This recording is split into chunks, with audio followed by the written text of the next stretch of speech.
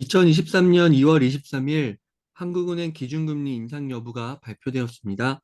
이를 두고 그레이트 리세션 2023년 경제 전망의 저자이신 김광석 교수님을 모시고 이야기를 나눠보도록 하겠습니다. 교수님 안녕하세요. 네, 안녕하세요. 반갑습니다. 네, 교수님. 예, 또 바쁜 스케줄이 있으시니까요. 바로 본론으로 좀 들어가겠습니다. 그러시죠. 하시죠. 한국은행의 기준금리 인상이 발표되었는데 어떻게 보셨는지 총평 좀 부탁드리겠습니다. 네, 우리가 사실 어제도 뭐 그런 이야기를 살짝 했습니다만, 네, 한국은행이 다소 경기 침체 우려 혹은 부동산 침체 우려, 또 PF 시장에 대한 우려, 여기에 더 중점을 둔 게 아닌가 이런 생각을 해보고요. 지금 어떻게 보면 이제 환율이 치솟으면서 또 한국과 미국 간의 기준금리 격차가 더 벌어질 그런 우려들도 있는데 그런 거보다 더 주안점을 둔 것이 경기 침체 우려 이거인 것 같습니다. 그러니까 세계 경제랑 좀 달라요. 미국 경제랑 극단적으로 다릅니다. 미국은 종전보다 마일드한 경기 침체야라고 생각하는 그런 경향이 강한데 우리는 경기 침체가 현실화되고 있는 모습, 그러니까 둘이 따로 놉니다. 왜 우리만 따로 이렇게 하향 조정됐는지는 제가 이미 말씀드렸기 때문에 여기서는 좀 새로 하고요. 어쨌든 한국은행 입장에서는 그 경기 침체 우려 첫 번째, 또 두 번째는 부동산 폭락 우려, 또 세 번째는 소위 건설 시장 이 PF로 인해서 또 금융부실로까지 전개될 우려 이런 것들을 좀 더 고민하면서 상대적으로 환율 급등이나 물가 불안정 이런 것을 차선책으로 좀 두는 경향성이 오늘 좀 나온 것이다 이렇게 판단 내려집니다. 미국의 기준금리 인상 방향성은 기본적으로 생각보다 더 높은 금리 인상을 향해서 가고 있다. 기준금리의 정점이 기존에는 어쩌면 5%를 두고 있었는데 그 상단이 더 올라갈 가능성이 높아졌다. 이렇게 판단 내려집니다. 제가 화면을 좀 보여드리면요. 네, 화면 보이시죠? 네, 보이시는 것처럼 우리나라와 미국 간의 현재 기준금리 격차가 1.25%포인트인데요. 만약에 미국이 4.75에서 3월 달에 0.5%포인트 빅스텝을 단행한다. 만약에 그러면 결국 5.25%가 되지 않습니까? 네, 그러면 우리하고 기준금리의 그 격차가 1.75%포인트인가요? 어쨌든 그쵸. 네, 1.75%포인트, 맞습니다. 2%에 가깝게 그 격차가 더 벌어지는 경향성이라고 볼 수 있겠고요. 또 이렇게 될 것을 한국은행 입장에서 용인하는 이유는 지금 환율이 급등하는 현상을 상대적으로 다른 이슈보다 덜 좀 주안점을 두고 있지 않나 이렇게 생각이 되는데 네, 만약에 오늘 이런 금리 동결로 인해서 그러면 미국과의 금리 격차가 더 벌어지고 그리고 미국은 생각보다 또 오늘 밤에 PCE가 발표되지만 생각보다 강한 금리 인상을 하게 될 경우 그런 것들이 추가적으로 반영되면서 원달러 환율이 더 올라갈 수 있습니다. 그것이 또 우리나라로서는 물가 잡는 데 더 불리한 영향이 있지 않을까 이런 생각인데 어쨌든 미국은 추가적인 금리 인상 행보를 거의 예고하다시피 하는 그런 모습이고요. 우리는 동결로 가고. 근데 제가 지난번에도 말씀드렸었던 게 우리나라 기준금리를 빅스텝으로 인상하다가 베이비 스텝으로 인상하다가 한번 쉬었다가 인상하다가 네. 이것도 속도 조절이다라고 말씀을 드렸잖아요. 그런 속도 조절의 모습을 가져가면서 또 미국과의 격차를 또 차후적으로 좀 살펴보면서 다음에 있을 우리나라 금통위 때 추가적인 금리 인상을 한번 미뤘다가 할 수도 있지 않을까 하는 판단, 그런 판단이 좀 지배적인 것이라고 생각할 수 있겠습니다. 네. 그래서 경기 침체에 대한 우려가 좀 커서 이런 결정을 한 것 같다라고 말씀을 해주셨는데요. 네, 교수님, 한국은행이 또 국내 물가를 굉장히 중요하게 여기잖아요. 네. 물가에 대해서는 어떻게 판단하고 있는 것으로 보시나요? 일단 물가에 대한 판단과 나머지 여러 가지 거시경제 여건에 대한 판단을 좀 말씀드리도록 하겠습니다. 여기 그래프를 좀 제시해 드렸는데요. 우리나라 물가 상승률이에요. 6.3% 찍고 5.0%까지 떨어졌다가 5.2%로 다시 올라갔죠. 근데 1월 들어서 다시 올라갔는데 지금 우리는 2월 달을 살고 있고 2월 물가는 1월보다 떨어졌다고 느끼지 않을 가능성이 높습니다. 그죠? 왜냐하면 여러 가지 공공요금도 오르고 그런 난방비 지출이나 이런 것들이 또 부담도 많이 됐고 이런 것들이 또 영향을 받는다라고 한다면 2월 물가가 5.2 밑으로 안 떨어질 수도 있습니다. 그렇기 때문에 금리 인상이 필요한 게 아니냐라는 여론이 컸었고요. 두 번째, 이 물가를 고려할 때 우리는 수입 물가 지수를 고려하지 않을 수가 없다. 제가 계속 강조하고 있죠. 이 보시는 것처럼 수입 물가 지수가 원화 기준과 달러 기준이 있는데 달러 기준으로 보면 이미 마이너스 물가로 갔어요. 수입 물가가. 근데 원화 기준으로는 아직 9.1%에 맴돌고 있습니다. 이게 무슨 말이냐? 강달러 기조가 여전히 유지되고 있었고, 왜냐하면 1,100원이 평균선이라고 보시면 좋아요. 그러면 1,200원, 1,300원 요 원저리는 어쨌든 강달러예요. 약달러는 아닙니다. 뭐 굳이 따지면 1,100원대는 뭐 중달러 이렇게 봐도 되겠지만 어쨌든 강달러 기조가 유지되고 강달러가 그래도 1,400원에서 꺾여 나가면서 달러 기준의 수입 물가 지수가 많이 떨어져 준 건 사실이에요. 그런데 강달러가 다시 야기되고 그러면 2월 달에 수입 물가 지수는 더 올라가고 음, 그럼 수입 물가가 생산자 물가에 반영되고 이게 소비자 물가에 반영되는 데 걸리는 시간이 있으니까 당장 2월 물가 상승률이 반등한다 할 수는 없겠지만 3월, 4월 물가는 또 예상할 수 있습니다. 어느 정도. 이런 것들을 생각해 보면 물가에 대한 판단이 쉽지 않은데 이렇게 될 경우 환율이 더 올라갈 수 있고 그러면 원자재 가격 수입 물가가 더 올라갈 수 있고 이런 것들이 저는 가장 우려가 되는 상황이고요. 우리 환율 같은 경우 지금 보시는 것처럼 환율이 1,400원 찍고 나름 떨어졌지만 최근에 다시 올라가서 뭐 1,300원대를 기록하고 있지 않습니까? 현재 마지막 기준도 1,304원, 6원 정도를 찍었는데요. 이렇게 환율이 강하게 움직이면 당연히 원자재 수입 가격이 굉장히 부담이 될 것이고요.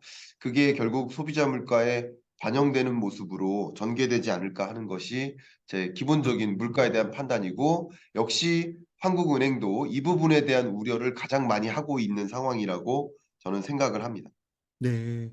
그 교수님께서 말씀해 주신 것처럼 환율이 다시 이제 1,300원을 넘고 네. 이것이 국내 금융 상황에 좀 불안함을 끼치는 그런 것들은 없을까요? 네. 일단 환율 자체가 금융시장 불안을 가져올 수도 있고 또 주식시장 같은 경우는 외국인 자금의 추가적인 유출이 있을 수 있습니다. 그래서 전반적으로 주가가 파월의 긴축적 행보 아마 우리 이야기를 했지만 시장이 이 경제를 이길 수 없구나라는 것을 한번 확인하실 수 있는 또 하나의 사례가 나온 게 아닌가 이런 생각이 들고요. 그런 과정에서 나스닥이든 뭐 세계 주가가 좀 다시 안 좋아지는 흐름인데 우리나라는 추가적으로 더 안 좋아지는 흐름이라고 생각해 볼 수 있겠죠. 왜냐하면 외국인 자금의 유출까지 더 고려할 수 있겠죠. 그런 네. 것들도 있고요. 그래서 이제 이번에 동결을 왜 했을까? 이것을 좀 판단할 때 그런 주식시장이나 여러 가지 불안도 있겠지만 그 동결의 이유를 찾는다면 금융 불안을 찾아볼 수 있을 것 같아요. 한번 살펴보겠습니다. 자, 이게 금융 불안을 확인할 수 있는 우리나라의 흐름인데, 물론 시장 금리가 22년 10월, 11월에 굉장히 높게 올라가고, 그 이후에 또 시장 금리가 조금 안정화되면서 그래도 금융 불안 정도가 해소된 거 아니냐. 그러니까 금리 인상이 또 있을 수 있지 않겠느냐. 이렇게 표현할 수 있겠는데, 여전히 금융 시장이 불안하고, 금융 불안 중에서도 가장 불안한 게 뭘까요? 부동산 PF 시장이거든요. 그러니까 부동산 PF 시장이 보시는 것처럼 그 대출 잔액이 22년 9월 3분기까지의 기준으로 125조 원을 초과합니다. 근데 23년 1월 기준으로 제가 어림 추산을 해봤는데 150조 원에 가까울 것으로 계산을 해봤습니다. 결국 부동산 PF 대출 잔액이 계속 쌓이고 있다 보니까 아마도 이 부분이 가장 우려되는 것이 아닌가 이런 생각을 해보고요. 그래서 부동산 PF 시장에 대한 우려 때문에 금리를 추가적으로 인상할 수 없는 상황이다. 그러니까 다른 나라들은 그래도 금융시장이 안정화되고 그리고 또 뭐 여러 가지 경기 침체 우려도 조금 완화되고 있는데 우리나라는 금융시장 불안이 나름 해소는 됐지만 이 미분양 주택이 쌓이고 하는 그런 것들 때문에 부동산 PF 시장에 대한 불안 때문에 더 추가적으로 금리를 인상할 수 없는 입장이다라고 해석을 해볼 수 있을 것 같습니다. 네. 그래서 최근 부동산 PF 시장이 정말 다시 좀 그 부각이 되고 불안해지는 것 같은데요. 교수님 이런 게 좀 터질 수도 있는 건가요? 아, 터질 수 있습니다. 네. 터질 수 없다고 가정하면 안 되죠. 그러면 네. 아무 일도 안 해도 되는 거잖아. 네. 터질 수 있다고 가정하고 어떻게 대응할지를 좀 고민해야 되는 시점이 아닌가 이런 생각인데 어떻게 터지는지를 좀 설명드려 보도록 하겠습니다. 앞에 제 그래프를 보여드렸었지만 역시 부동산 PF 대출 잔액이 이렇게 쌓이고 있어요. 그럼 이게 쌓이는 것 중에 일부는 갚지 못할 대출 잔액일 수 있겠죠. 그럼 그 갚지 못할 대출 잔액이 얼마나 있는지를 확인하는 지표가 뭘까요? 연체율입니다. 네. 연체율을 보시면 부동산 PF 대출 연체율이 전 금융권 연체율을 19년 말 기준 0.46이었는데 22년 9월 말 기준 0.9니까 연체율이 2배 수준으로 올라갔죠. 네. 근데 심지어 이것은 9월 말 기준입니다. 어.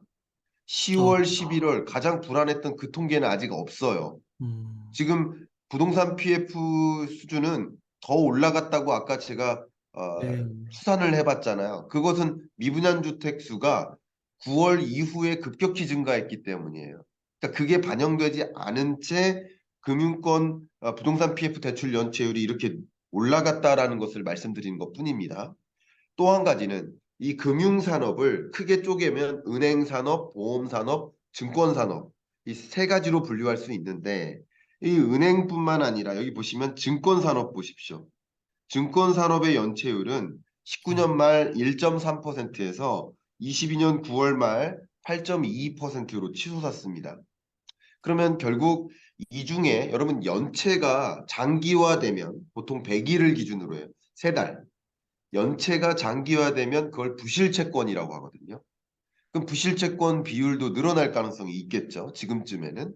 그런 것들을 이제 물론 이건 9월 말 기준이니까 지금 통계가 없는 상황에서 2월 기준에서 가늠을 해본다면 미분양 주택이 쌓이니까 더 늘어날 가능성이 있겠다라고 우리 가정하는 게 맞겠죠. 그래서 이것을 뭐 아무 문제 없다라고 생각하면 안 됩니다. 여기 보시면 지역별 미분양 주택 추이를 보십시오. 제가 미분양 주택 추이 굉장히 중요하다고 말씀 계속 드렸잖아요. 20년 미분양 주택 건수가 많이 해소됐죠. 21년 또 그 시장 재고에 머물렀죠. 22년에 쌓입니다. 근데 22년 상반기에는 완만하게 쌓이다가 22년 하반기에 급격히 쌓이죠. 네. 그리고 시장 재고 보통 6만 8천 호를 찍습니다. 12월이에요, 이것도. 1월 기준 미분양 주택 건수는 2월 말일 날 발표됩니다. 그 나오면 또 뭐 긴급하게 또 이렇게 설명해 드릴 수도 있겠지만 미분양 주택이 7만 호 이상으로 쌓일 것으로 저는 판단을 하고 있습니다. 그리고 지난주에 국토연구원에서 국책연구기관입니다. 국토연구원에서 제가 아주 어린 시절에 국토연구원에서 3개월 정도 인턴으로 계약직 인턴으로 일했었던 기억이 있는데 갑자기 생각이 나네요. 그때는 이제 저기 안양에 있었어요. 과천 쪽에 있었어요. 안양시청 맞은편에 있었는데 지금은 세종으로 옮겨갔죠. 여기서 미분양 주택 건수를 추산했거든요. 이번에. 근데 최소 여러 가지 시나리오가 있지만 최소 13만 호, 많게는 16만 와. 호까지 갈 수 있다라고 시나리오를 제시했어요.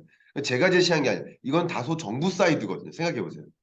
국토연구원은 정부 사이드, 국토교통부의 산하 연구기관이라고 보셔도 돼요.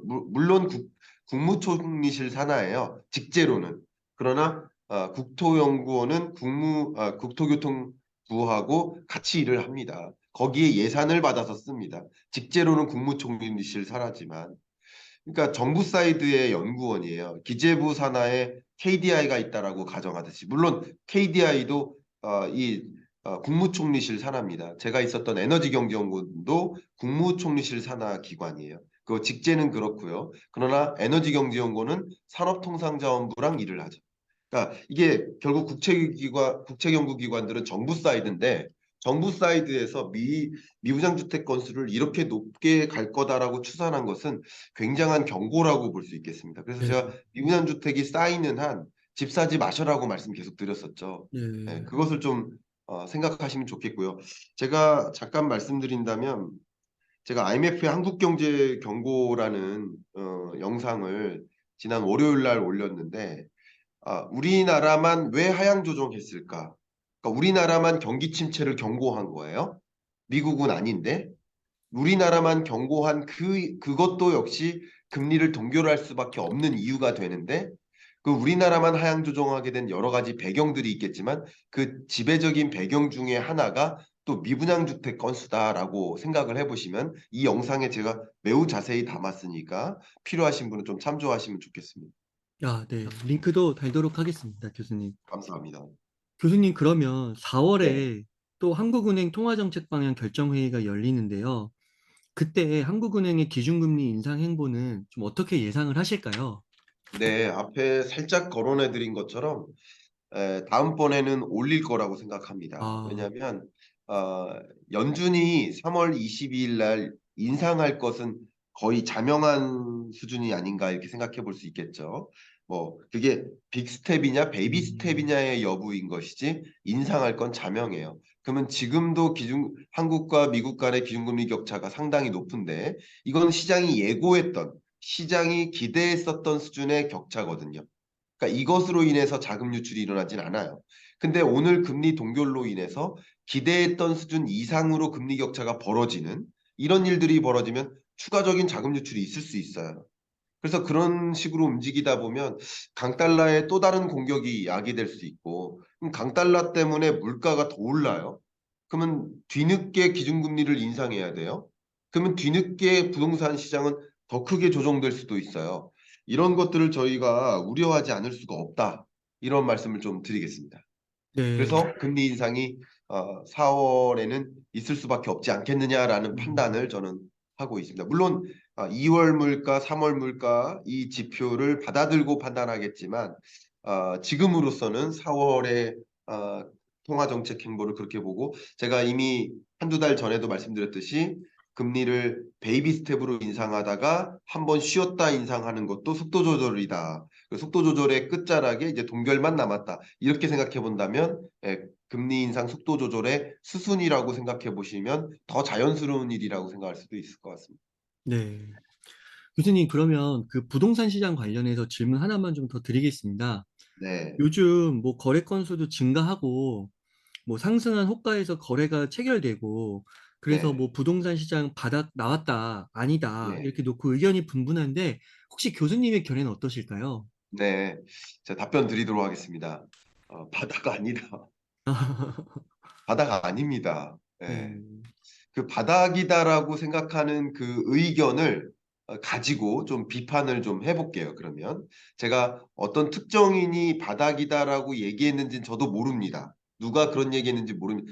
우리 웅달님은 저를 잘 아시지만 저는 이제 남의 얘기를 안 들어요. 남의 얘기를 들으면 제가 바이어스 되거든요. 네. 저는 데이터의 이야기를 듣습니다. 데이터 가지고만 판단하니까 저는 누구 어떤 특정인이 혹시나 바닥이라고 했더라도 그분을 이제 지적하는 표현은 절대 아니니까 오해하지 말아주시고 물론 저도 틀릴 수 있으니까 저는 이렇게 판단한다라는 그 근거를 좀 집중해서 들어주시면 감사하겠습니다. 자, 먼저 우리 전국 실거래 아파트 매매 가격 변동률입니다. 이게 22년 집값 하락률이 전국 16.84%까지 빠졌습니다.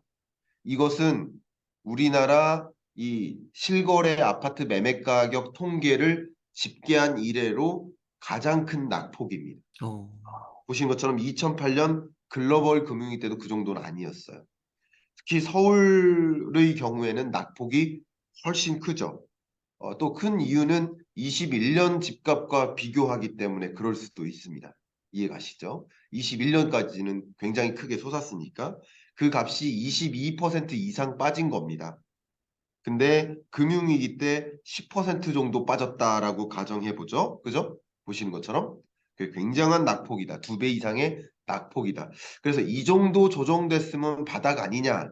하는 생각을 하시는 분들이 계시는 것 같습니다. 첫 번째, 어, 바닥론을 생각해 본다면. 또 두 번째는 코픽스 추이를 봤을 때 어쨌든 기준금리도 이번에 동결했고 시중금리는 계속 떨어지는 모습이에요. 신규 취급액 기준의 코픽스, 은행의 자금 조달 비용이라고 생각하시면 좋겠습니다.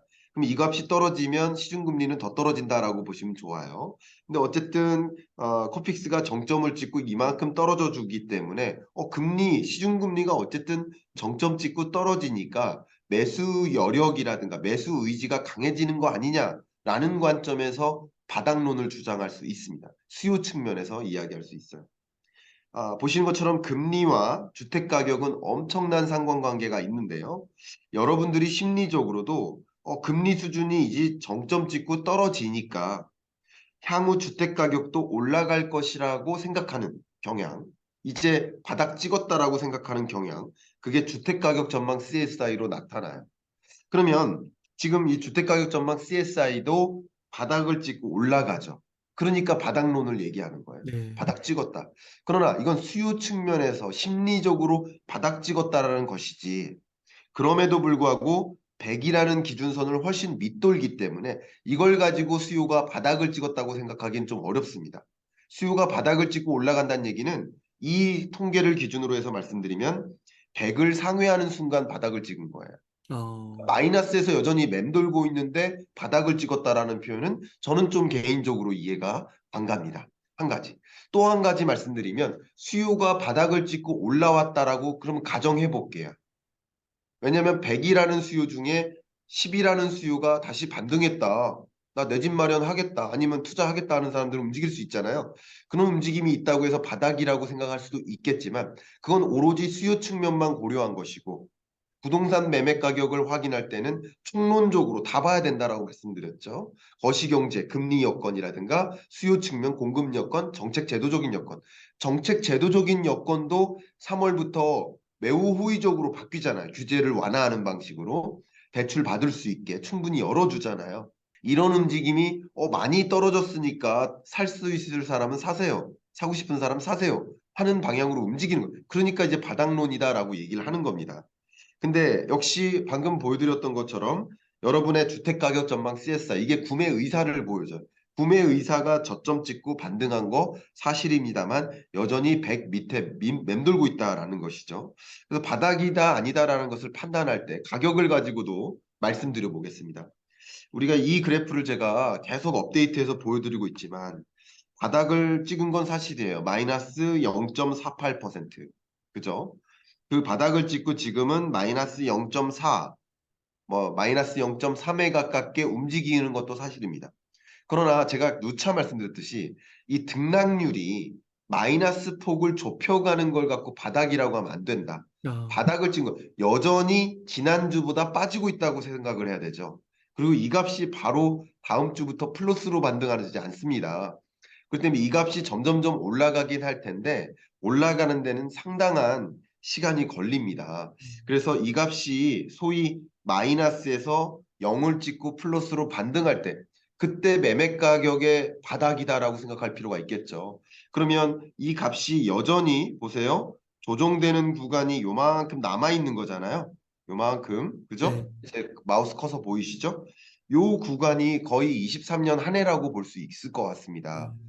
특히나 전세 가격의 조정률이 굉장히 크기 때문에 전세 가격이 조정되면 조정될수록 매매 가격에 부정적인 영향을 미칠 수밖에 없어요. 왜 그러냐면 이 부분 제가 설명드려 볼게요. 여러분 생각해 보세요. 그 금매는 누가 던질까요? 집 하나 갖고 있는 사람이 던질까요? 금매는 누가 던질까 한번 생각해 보세요. 금매는 갭 투자자들이 던지는 거예요. 예. 금매는 다주택자들이 던지는 거예요. 투자자들이 던지는 거예요. 음, 투자의 성격으로 갖고 있던 매물을 던지는 거예요. 그럼 그때는 언제 주로 던지느냐? 금리가 올라가면서 전세 가격이 빠질 때 네. 전세 가격이 빠지면 나머지 돈을 어떻게 해요? 누가 메꿔야 돼요? 투자자가 메꿔야 돼요. 근데 금리가 높은데 어떻게 메꿔요? 그러니까 금매를 던지는 거예요. 그러니까 이게 기본적인 전세 시장과 매매 시장 간의 상관관계를 그렇게 규명지으면 좋습니다. 그러니까 공급은 계속 늘어나고 있다는 거예요. 수요가 반등했다 하더라도. 그러면 수요가 저점 찍고 반등한 건 아니지만 반등했다 하더라도 매매 가격이 추가적인 조정이 있다. 이게 바닥이다라고 판단하기에는 너무 이른 감이 있다라는 저는 생각을 하고 있습니다. 그래서 매매 가격이 급격히 조정되다가 조금 완만하게 조정되는 그런 흐름이라고 생각하시면 어떨까 의견을 드리고 싶습니다. 네. 교수님께서 그 좀 전에 추천해 주신 그 IMF 한국경제 경고, IMF의 네. 2023년 세계 경제 전망 영상이요. 진짜 네. 다시 한번 픽청을 해야 될 것 같습니다. 시청해 주시면 감사하겠습니다. 네. 음. 교수님 너무 오늘 인터뷰 감사드리고 혹시 끝으로 하고 싶으신 말씀, 강조하고 싶으신 말씀 있다면 그럼 부탁드리겠습니다. 네, 끝으로 드리고 싶은 말씀. 제가 이제 바로 강의를 시작해야 돼서 마지막으로 멘트를 드리겠습니다. 교환 보이시죠? 네. 미분양 주택 건수 아까도 보여드렸지만 아까는 단기 시기에만 보여드렸어요. 이제 롱텀하게 보여드린 겁니다. 롱텀하게 봤을 때 미분양 주택이 가장 극심하게 쌓였을 때가 16만 6천 호예요. 지금 우리는 6만 8천 호 정도 찍은 거예요. 만약에 16만 6천 호로 간다라고 해보세요. 그러니까 미분양 주택이 만약에 그만큼까지 계속 쌓여 나간다 그러면 매매 가격은 계속 조정되는 것이다라고 상식적으로 이해하실 필요가 있습니다. 그죠? 네. 미분양 주택이 쌓이는데 집값이 올라갈 수 있습니까? 그러니까 상대적으로 그렇게 생각해요. 그거는 거의 불가능한 일이에요. 그래서 미분양 주택이 쌓일 것이라고 보시면 좋아요. 왜냐하면 공급 물량을 계산해 보면 그렇게 답이 나옵니다. 근데 얼마나 쌓이느냐 아까 제 국토연구원의 그 결과를 말씀드렸는데 제가 테이블을 다시 한번 보여드리겠습니다. 여러 가지 국토연구원이 추산한 시나리오가 있는데 시나리오 2와 4만 보시면 됩니다. 뭐 보시면 연평균 요렇게 주택 공급이 이루어질 수 있다. 그러니까 주택 공급을 53만 호 공급할 것으로 예상했는데 공급량이 취소될 수 있잖아요. 그죠? 여러 가지 지금 대우건설 사태도 있고 이런 식으로 취소되는 것들이 있어요. 그래서 47만 호 공급될 수도 있습니다. 이 두 가지 시나리오고요. 그리고 기준금리가 어떠냐에 따른 시나리오도 있어요. 근데 이 시나리오는 이미 깨진 상태라고 보시면 좋습니다. 이 기준금리보다 더 올라가는 거예요. 그렇죠. 그러면 미분양 주택 건수가 최대값이 16만 8천 호, 13만 호. 근데 음. 최소 13만 호에서 16만 8천 호니까 다시 보여드린다면 이때를 초과할 수도 있는 거예요. 와. 무섭습니다. 네. 근데 그렇게까지는 안 되리라고 좀 희망차게 생각을 해보겠습니다. 경험이 있기 때문에. 근데 적어도 제가 보기에는 8, 9만 원은 무조건 찍을 거라고 생각을 합니다. 이건 누구도 모르지만 그 미분양 주택 통계가 나올 때마다 여러분 그 통계를 업데이트하면서 내가 지금 매수 시점이 왔나 안 왔나를 생각해 보시면 어떨까? 지금 바닥이라고 섣부르게 진입하면 안 되지 않을까? 이런 생각을 좀 끝으로 드리면서 마무리하고 싶습니다. 네. 이렇게 해서 그레이트 리세션 2023년 경제 전망의 저자이신 김광석 교수님을 모시고 이야기를 나눠봤습니다. 긴 시간 동안 유익한 인사이트 많이 나눠주셔서 감사의 말씀드립니다. 오늘 고생 많으셨습니다. 감사합니다.